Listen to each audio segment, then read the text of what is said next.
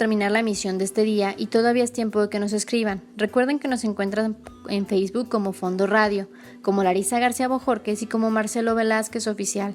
Cualquiera de estas 3 opciones están hechas para que ustedes participen con sus comentarios y opiniones.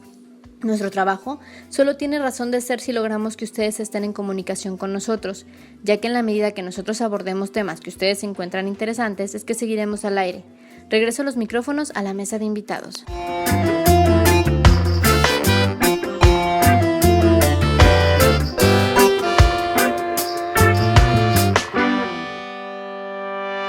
Estamos de regreso en este tercer segmento de nuestro programa acerca de las cafeterías en Inglaterra. ¿Alguna duda hasta aquí? Sí, yo tenía la duda de cuánto tiempo duró la empresa, o sea, desde que la fundó hasta que se quemó y luego desde que se remodeló a una aseguradora más o menos hasta que cerró. No era aseguradora, era bolsa de valores. Acuérdate que es bolsa de valores. Las aseguradoras es otro sistema. Cierto. Los valores es una parte de la empresa de la que yo soy dueño. Yo compro un pedazo de un proyecto y eso es un valor, son los valores, son lo que ahora se conoce como acciones. En aquel entonces eran valores y estaban en la bolsa. La cafetería de Jonathan Miles la abrió más o menos entre 1680 y en 1696 varios clientes empezaron a llegar a la cafetería porque los corrieron de la bolsa de valores, por lo que les comentaba en el segmento anterior de que no querían. Ya para 1696, o sea, 16 años después de que se abrió la cafetería, empezó a funcionar como esto porque corrieron a los agentes de la bolsa. Jonathan Miles todavía era el dueño. Para 1748, esa cafetería se quemó. Y en 1761 ya los agentes que habían trabajado todos esos años en la cafetería se unieron como en una asociación, en un club de agentes de bolsa y hicieron ese club y ayudaron, o ellos se pusieron y volvieron a hacer la cafetería que se construyó en 1773, pero ya no en el Change Alley, o sea, no en el Callejón del Cambio, sino en el Callejón Sweeting. Ahí se le conoció como la New Jonathans. Y comenzaron en ese lugar, pero ya con la idea de una bolsa de valores. Y ahí Jonathan ya no era el dueño, ¿ya se había muerto? Ya él ya se había muerto, ya eran los que habían quedado. Creo que Jonathan le pasó la estafeta a un ¿empleado? A un empleado de mucha confianza de él porque él no tuvo hijos. Y él se encargó y él siguió. No sé quién sería porque no es lo importante quién lo hizo, sino que se abrió esa nueva bolsa en 1773, pero ya con toda la intención de que fuera una cafetería, pero no era el negocio la cafetería, sino la bolsa. Ya en esta ya cobraban por entrar, por pertenecer a ese club, ya era como un club. Y aparte y podías, o sea, ¿tenían bebidas o no, o sea, o entrabas y solamente era para negocios? No, es que ya aquí lo que consumías, o sea, tú pagabas por pertenecer, por tener el derecho de entrar. Ajá. Adentro si consumías pagabas. O sea, sí vendían cosas adentro. Sí vendían cosas, pero ya la función no era ya no se mantenían de vender bebidas. Era un lugar donde se intercambiaban acciones de los negocios. Okay. Lo que sucedió aquí viene el otro. Esta les decía, la de Jonathan, les comentaba que fue espontáneo. Jonathan abrió una cafetería enfrente de la bolsa de valores, él vendía café. ¿Jonathan no era de los Breakers? No, él abrió una cafetería en 1680. Sin nada que ver con... ¿Y él era rico o era de la clase media? Eran como clase media, todos ellos eran como clase media. La gente rica no se metía en eso porque no era un negocio interesante. No existían las franquicias y no se hacían grandes cantidades de dinero, aunque para la gente de clase media era suficiente. Pero los ricos millonarios, no, esos eran así como, los veían como chiquitos. Como yo les explicaba en el programa pasado, es como si le dijeras al dueño de Soriana que se quiere abrir una tienda de abarrotes. O sea, ¿para qué? Por muy bien que le vaya en la tienda de abarrotes, no tiene nada que ver. No va a perder su tiempo en una tienda de abarrotes teniendo los Soriana. Aunque hasta tal punto de que aunque la tienda de abarrotes le vaya muy bien y a Soriana le vaya muy mal, son muchas más las ganancias de Soriana que de una tienda de abarrotes. Cosa que no pasó con Lloyd. Lloyd era un hombre que venía de otro lugar, de una provincia de Inglaterra, Y él sí, él llegó, no era una persona rica, era una persona de clase media que tenía un dinero para invertir y él dijo, yo voy a ir a abrir una cafetería con la intención de abrir un negocio en el cual se dé esto. Entonces él abrió una cafetería, la cafetería Lloyd's. ¿Sé de qué? Se dé un negocio especial en algo. Él iba a vender café. Sí iba a vender café, pero él ya iba buscando un lugar en donde hubiera cierta cantidad de gente y cierta clase de gente que fuera la que diera la que le trajera a los clientes. La cafetería de Lloyd se abre en 1688, 8 años después de la cafetería de Jonathan's, pero él la abre directamente cerca de los muelles donde llegaban los barcos de mercancías de los diferentes lugares a donde estaban viajando.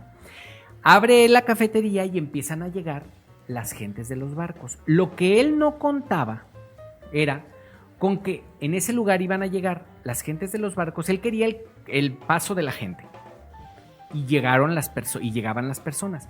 Lo que se dio fue que al llegar los capitanes llegaban ahí y llegaban muy temprano a la cafetería. Entonces hubo gente que llegaba a esa cafetería buscando a los capitanes de los barcos para saber en dónde estaban. Así empezó el asunto, dónde está su barco, qué trae, qué tiene, lo va a vender, no lo va a vender. Y empezó a darse ese tráfico de cosas, de personas, de información. Entonces llegó un momento en que en Lloyd empezaron a hacer una lista acerca de los clientes, de los barcos que llegaban para darle servicio a los clientes. La búsqueda era darle servicio a los clientes. Entonces les explicaban lo que venía en los barcos y sacaban una lista, está el barco en el muelle tal, en el muelle tal, en el muelle tal y demás, para que era como un servicio. Pero se empezó a dar el hecho de que yo voy a ir a tal parte y voy a traer ciertas cosas, pero corro el riesgo de esto y no tengo el dinero suficiente para hacer aquello y demás. Entonces, las gentes que estaban ahí, incluyendo Lloyd, empezó a asegurar las cargas. Las aseguradoras no son nuevas, ya se usaban. O sea, ya los gobiernos, por decir, en España el gobierno cobraba un porcentaje de la carga por mandar a los soldados de la Armada Española a cuidar los barcos que viajaban entre América y España y demás. Entonces, el principio de las aseguradoras no es inglés. O sea, Lloyd no inventó las aseguradoras. No, lo que las hizo fue que las convirtió en un negocio privado. Antes eso era función de los gobiernos. Pero acuérdense que en Inglaterra todo se le da, o sea, en Inglaterra su crecimiento se da en función de que el gobierno deja que los demás hagan y él nada más cobra los impuestos. Entonces, Lloyd lo que se le ocurre hacer es empezar a invertir en la aseguradora, a juntar gente que invierta para invertir en los riesgos, para proteger los riesgos. Protegen la embarcación, si el barco se hunde, yo te pago lo que llevas. Pero si el barco no se hunde, me vas a pagar. O sea, tú me pagas por el riesgo. Yo te aseguro que lo que tú traes no lo vas a perder, aunque se hunda el barco o que lo roben los piratas o algo. Pero tú me vas a pagar tanto dinero por eso. Y empiezan a sacar cuentas y a decir, pues si pagamos 10 barcos y se hunde uno, pues nomás perdimos el 10% de la... Ah, o sea que sí, o sea, ¿los piratas existían? Sí. Yo pensaba que eran y los nomás de inventaron cuentos. los ingleses, no, y los inventaron los ingleses.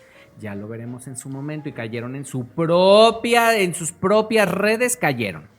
Pero así funcionó. Entonces se dieron las aseguradoras. Esa lista que ponía él de los barcos que llegaban a los muelles empezó a imprimirse, empezó a venderse.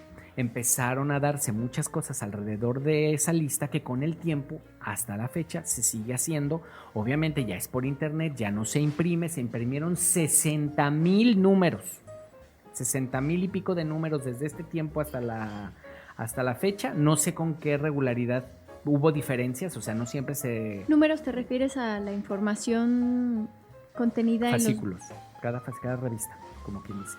Esa lista empezó a imprimirse y a partir de que no se empezó a imprimir desde el inicio, sino como unos 150 años después o unos 100 años después ya empezó a hacerse con numeración, libro 1, libro 2, libro 3, libro 4, y desde ahí se contaron 60,000 y en el 2003 dejó de imprimirse y se empezó a actualizar solamente por internet, pero sigue existiendo. Y es una lista que simplemente tiene que ver con el comercio marítimo. La lista no abarca más que cuestiones de barcos en el mundo en general. En aquel entonces era de Inglaterra, ahorita ya es a nivel mundial. ¡Wow! ¡Qué interesante! Y de ahí nacen, ahí sí, las compañías aseguradoras. Y hasta la fecha sigue siendo Lloyd's y una de las tantas, pero de ahí salió la compañía aseguradora privada. Ya decía yo que ese Lloyd me era familiar. Pues aquí dejamos, nos vamos a una pausa y regresamos para la despedida.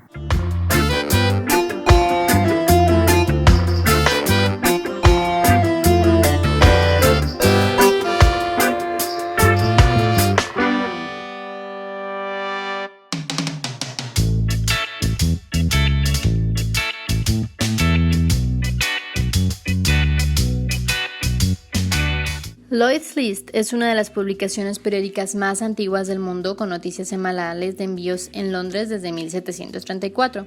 Se publicó diariamente hasta el 2013, cuando se publicó el número de impresión final, número 60.850, y se actualiza constantemente en formato digital desde entonces. También conocido simplemente como The List, fue iniciado por Edward Lloyd, el propietario de Lloyd's Coffee House, como una fuente confiable y concisa de información para los agentes de los comerciantes y suscriptores de seguros que se reunían regularmente en su establecimiento en Lombard Street para negociar la cobertura del seguro. Para el comercio de embarcaciones, la versión digital se actualiza hora a hora y es utilizada internacionalmente y sigue cumpliendo un propósito similar al del siglo XVII. Hoy cubre información, análisis y conocimientos relevantes para la industria del transporte marítimo, incluidos los seguros marítimos, la energía en alta mar, la logística, los datos de mercado, la investigación, el comercio mundial y la ley, además de las noticias de envío.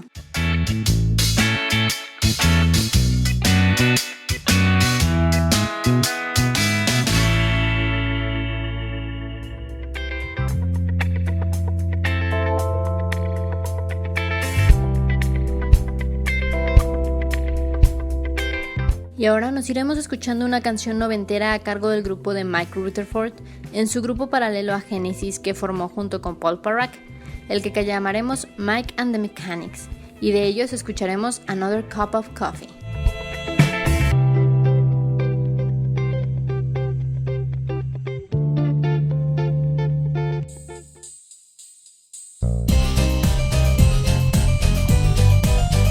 Entre historia y canciones.